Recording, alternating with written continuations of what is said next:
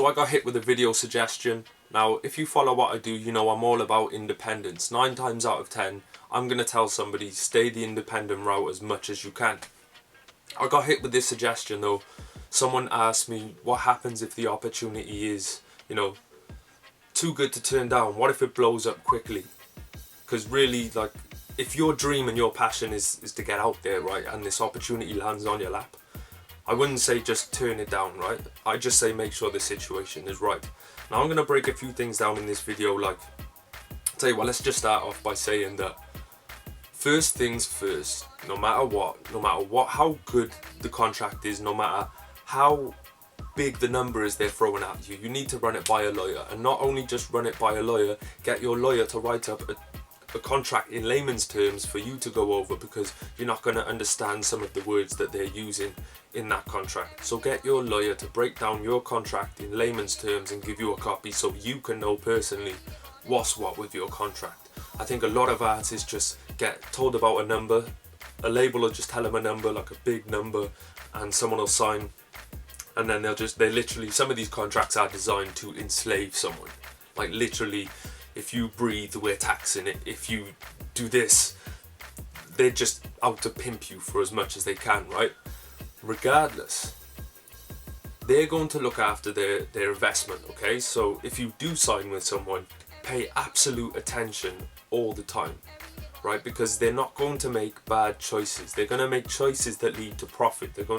Yeah, I can't really say they're not going to make bad choices, because it depends on what you want your brand to look like and who you are and blah blah blah, but they're going to make professional decisions that lead to money. They're going to make decisions that are going to get you out there, right? So pay absolute attention through the whole process of exactly what's going on, because by the end of your contract, you're hopefully going to want to go independent, right?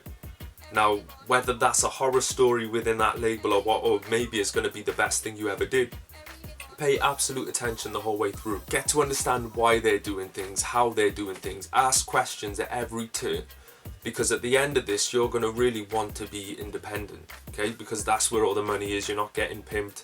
Like, there may be more money, like the whole thing might earn money while you're under a label, but you're not going to be making a lot of money.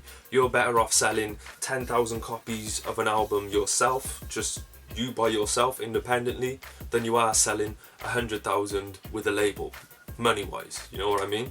I think it really comes down to a choice of independence is, you know, you've got your creative control, you've got your decision making, it's literally all up to you. However you want to look, however you want to sound, whatever you want to do, it's all up to you. With a record label, yes, they're going to get you further, but you're forfeiting a lot of that. You might make a little bit more money now, but you're forfeiting some money that you might make in the future. It really boils down to what you want. I mean, on a label side, if you're with a major label, for example, you hear horror stories all the time, right? On a major label side of things, it's money and fame, okay? And even the money's not going to be, like I say, it's not going to be, at the beginning, it's going to be popping, you know what I mean? To get 100,000 in the beginning or something, that's a life changer, right? Which is going to take you a while to work out independently. But now when you look at someone like Tech9, who, I haven't got the numbers, this just come to mind just now, Tech9 is just making millions upon millions, Hopsin and Funk Volume millions on millions, because they've done it themselves.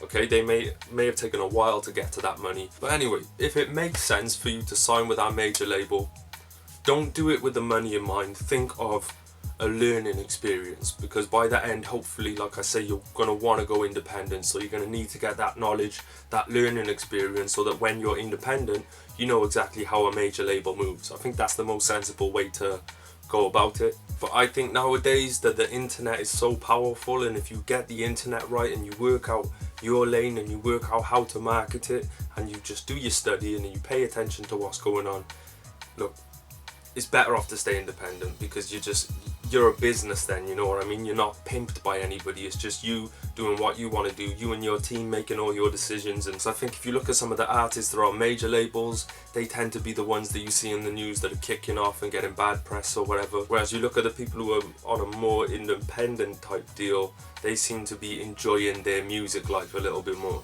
You know what I'm saying? So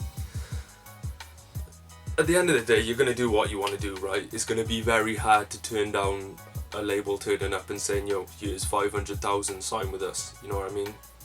But put put your heart first. Whatever's in your heart, just go with it. Just make sure whatever goes on that you're paying attention and you're learning as you go, because that's the only way you're gonna make it a big thing in the long run. You know what I'm saying? Don't get mad, get motivated. Don't make it to make history. Oh yeah, make sure to share, like, comment, all that shit.